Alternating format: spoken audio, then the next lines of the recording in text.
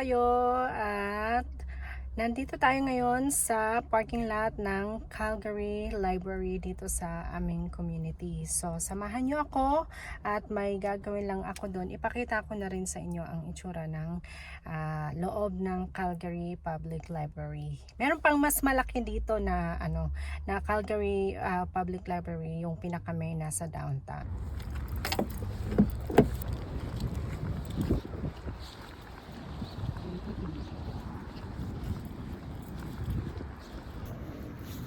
Yan, maganda na ang panahon, maaraw. Tapos ito ang papasukan natin na library. Dito lang yan sa area namin, sa community. Every community dito pala is merong library. Mostly. Ayan, yun. Ayan. Marami ding commercial buildings dito. At kung ano-ano pa.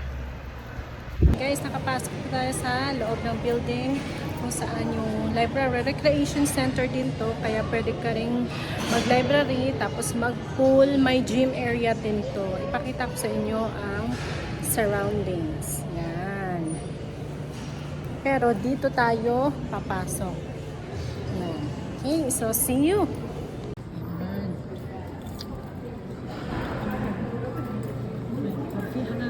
Dito sa loob ng building kung saan yung library. Pwede kang bumili dito. Fresh fruit smoothie. May mga goodies. Hindi ka magugutom dito. Pero bawal kumain sa library. Yun ang standard. Yan ang loob ng library. Ayan. Diba? At alauna na ng tanghali. Meron din ditong City of Calgary office kung saan pwede kang bumili ng bus pass ticket mo. Ayan, guys, pasok na tayo.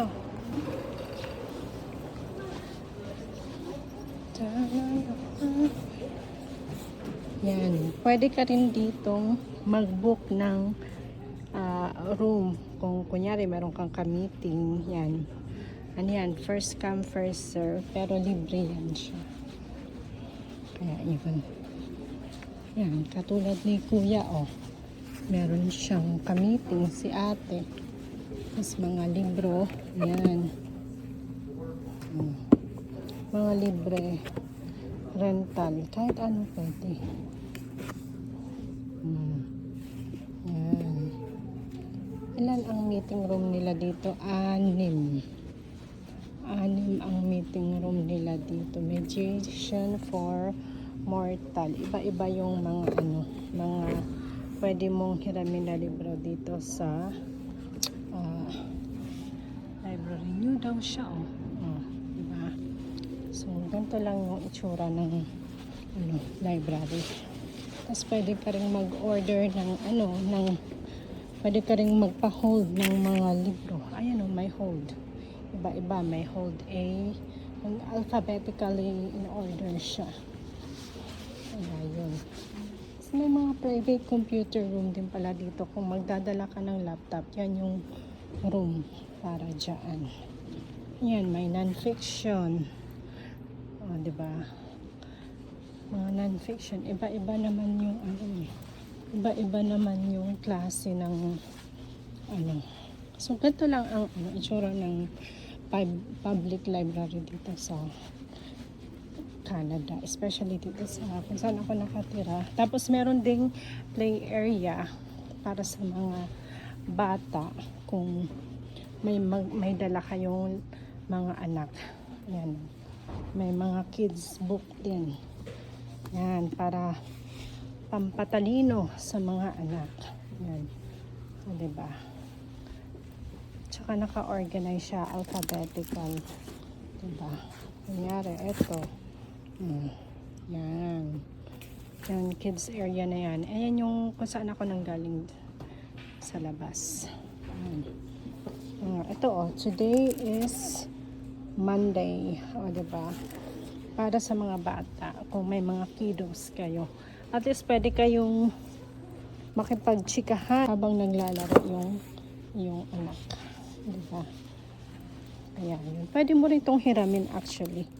Kung gusto mong hiramin mo para sa dalhin sa bahay at mag nighttime story kayo ng ng anak mo. Yan ang play area ng for mga bata dito sa library.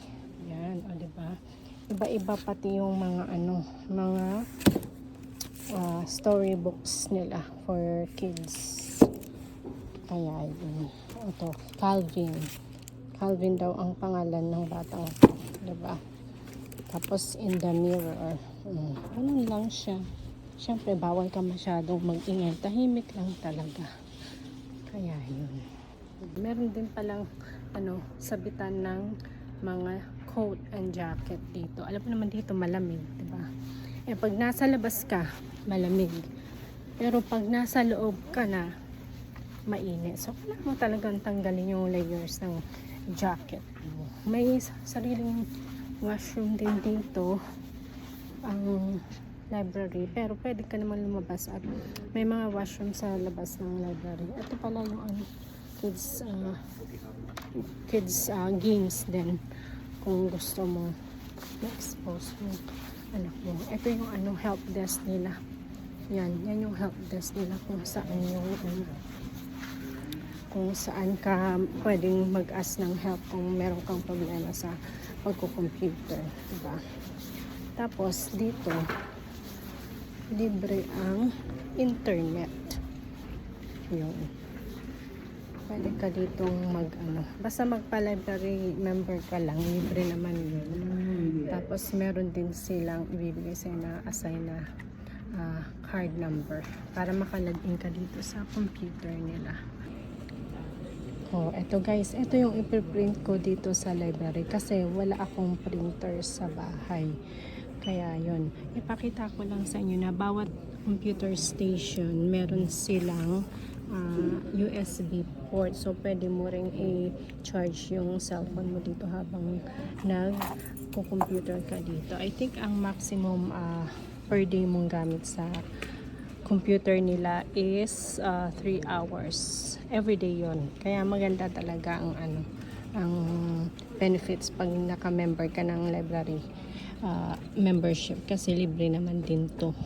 Tapos meron ka pang $5 na printing limit every month. Magre-reset yun guys pag natapos ng isang buwan, monthly reset. Okay? Teka lang, kukunin ko lang yung mga printouts ko. Okay? So, dito mo kukunin yung printouts mo. Ilalagay mo yung library card number mo, which is, meron ako dito.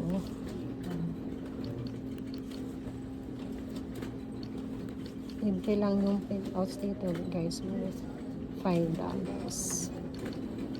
Tapos yung password na hindi ko na ipapakita sa inyo. So, nakapasok na tayo dito sa printer kung saan ko ipiprint yung recycling picture ko na kailangan ko sa recycling bin ko sa bahay. So, i-press mo lang yung print release. Ayan na siya. I-print mo siya. Tapos, hintayin mo na lang na mag-process. Isang page lang yata yung ko. Yan. Ito na siya. Ngayon, para dalawang page ako, pwede ako mag-photocopy ng isa pa. Hindi ko na kailangan pumunta sa computer para mag-print ulit from my computer. Yan, copy. Diba? Yan. Tapos, make sure pagkatapos mong gamitin yung printer, i-sign out mo yung account mo kasi baka merong ibang gumamit. Kaya yun. So, yan. 2 pages na kailangan ko rin naman. Yan. Tapos na tayo dito sa library. Nakuha ko na yung kailangan ko gawin dito.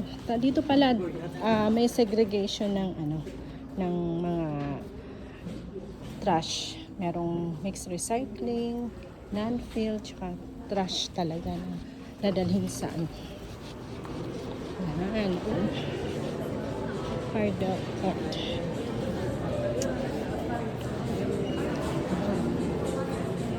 Nice. Ganyan siya. Oh, wow. Yung tumbler nila maganda. Tumbler nila. Ayan. Yan. Ito napakita ko na sa inyo kanina to ng maaga. Ayan. Marami ding nagsiswimming. Kasi maganda rin ang swimming part ng kalusugan.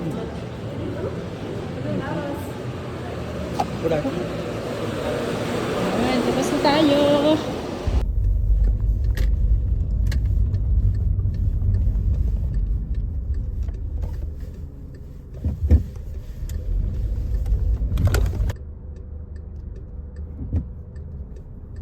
Dito sa area namin, marami ditong grocery establishment. May Walmart, may Co-op, may Safeway, may Superstore. Yan. Hindi mo na kailangang lumayo pa. At meron ding Canadian Tire, Dollarama, at saka iba-ibang bangko. Kung saan man kayo naka-bangko, nandito na lahat. BMO, RBC, ATB. Yung ATB pala, guys, is Alberta Treasury Bank.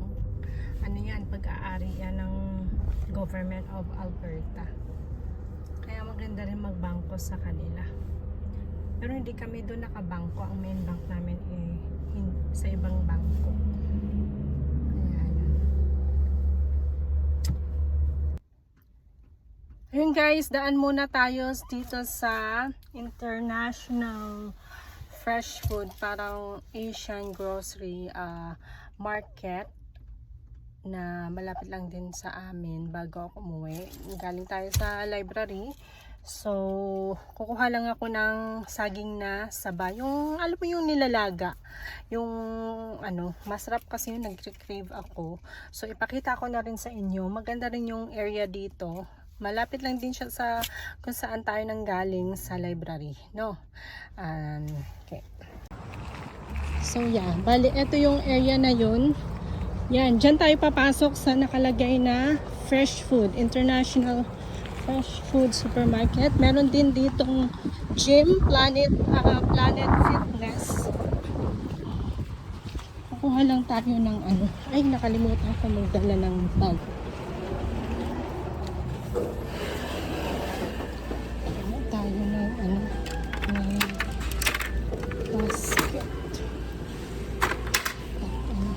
Bumalik ako sa sakyan para kumuha ng bus, ng eco-bag.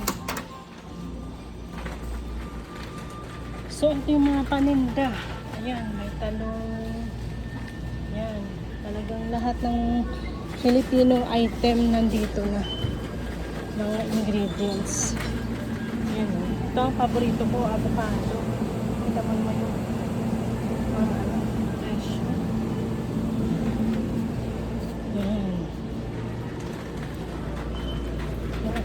Ay, broccoli. Bili kaya ako ng broccoli. Parang naman ito. Hindi maganda. Sweet potato. Kalabasa.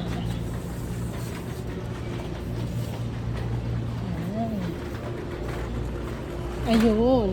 Ito lang ang kailangan ko. Nabili. Paradise Saba. And turon. Ito. Magkano kaya? Para parehas lang naman yun sila. Kuha siguro ng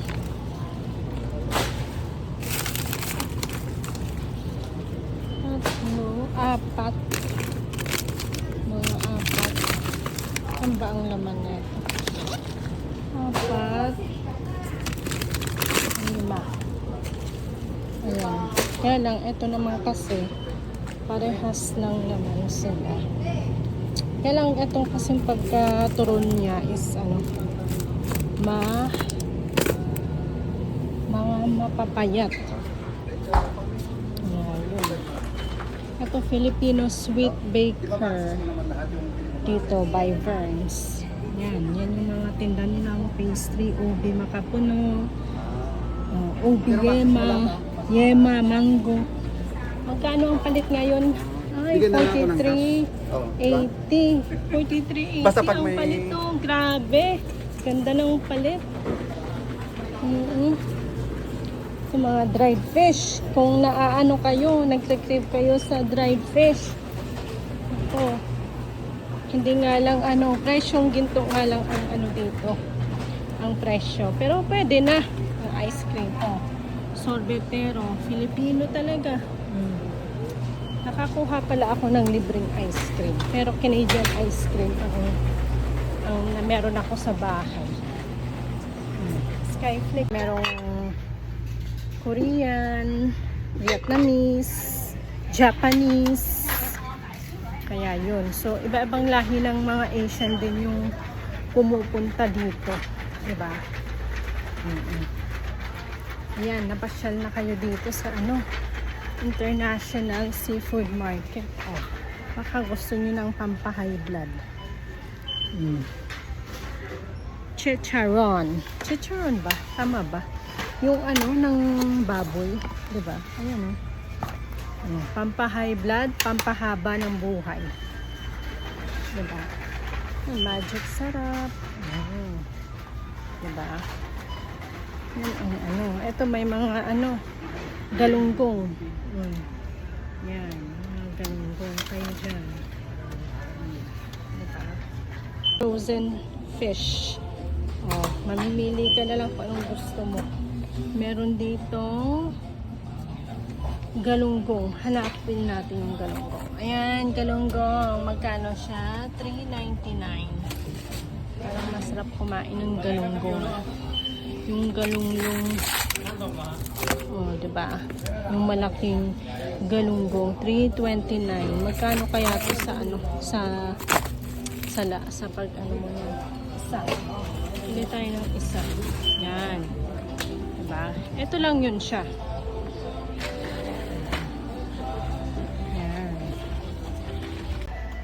Pakita ko sa inyo ng 360 yung ikot yung store.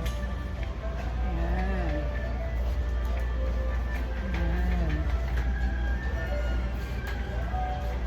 Ayan. Ganyan lang siya.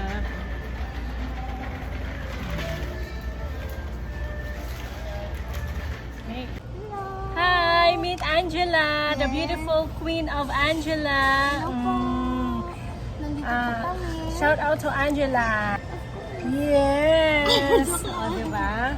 Uy, nice meeting you. Magbabayad na ako. Sige na guys, salamat. At meron akong pabueno sa inyong aking special guest, si Angela. Okay? God bless you all. God bless us. Mwah! Yun na nga guys, nakauwi na tayo ng bahay. So, i-recap lang natin yung mga napamili ko dun sa Asian International Market. So, ang nabili ko is limang saba na nakapack na plus isang galunggong. Ayan. Kasi parang masarap to kainin. Frozen pa siya. So, actually, pag gantong frozen, lilinisan mo pa siya. Tatanggalan mo ng hasang and everything. So, ang nagastos ko dito, ang subtotal ko is $30. Ayan, $30 siya. So, hanggang dito na muna ang ating video and maraming salamat sa panunood. Don't forget to like and subscribe and thank God and God bless us all and to God be the glory. Okay? Bye!